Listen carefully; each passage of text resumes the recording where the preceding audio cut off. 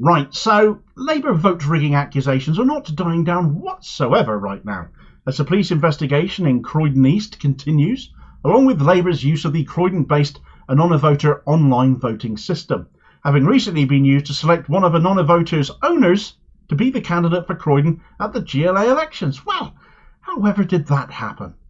And of course, alongside that, two MPs have come forward as well, accusing Anonyvoter of being abused, of vote tampering, data manipulation, to deliver desired outcomes on behalf of, presumably, the Labour leadership. It's certainly them that are benefiting from the results that is coughing up at any rate. A petition instigated by Momentum to stop using Anonyvoter whilst an independent investigation is conducted is attracting signatories, and for no small reason, as the Morning Star has reported that up to 40 parliamentary selections now for Labour might have been rigged through abuse of the system. But on top of that, a whole new non-Anonyvoter related vote rigging story has now come to light, and this concerns the manipulation of the Organise communication system that Labour uses to have delivered the Welsh First Ministership to the newly elected Vaughan Gething. Right, so whilst the Anonyvoter scandal is slowly gaining more attention, more press attention, the public are waking up to it a little bit more, slowly being seen for the massive story it actually is, the huge ramifications for democracy that vote tampering on a potentially nationwide scale could have had within Labour Party internal selection processes. It may not be the only example of vote rigging going on in the Labour Party, as now even the Labour Party's internal communication system, Organise, has been dragged into the frame as being a tool potentially for rigging votes. Organise is the email communication system between members used at national and constituency level within the Labour Party. It is what literally connects members in this digital age that we live in within the Labour Party, within their CLPs. It is ostensibly, therefore, a neutral system. It's for communications.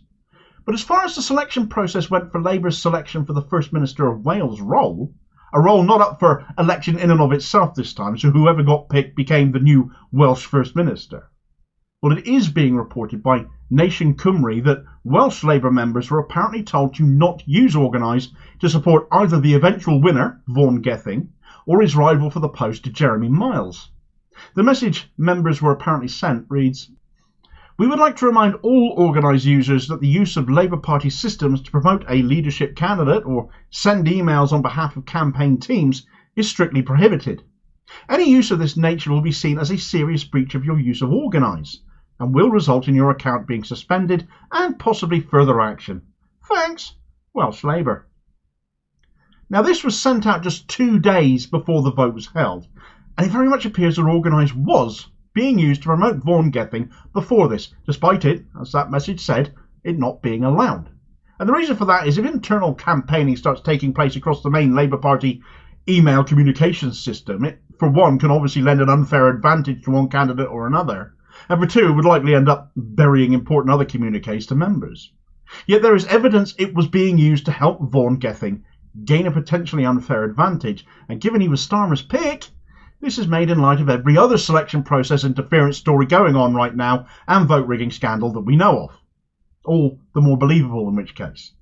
For example, an email sent out on Organise on January 7th, so a good 2 months earlier, from Merthyr Tydfil and Aberdare constituency, their Labour Party, read, "Dear Member, Vaughan Gething will be meeting Labour members in Merthyr as part of his leadership campaign, focusing on his policy pledges and vision for his leadership.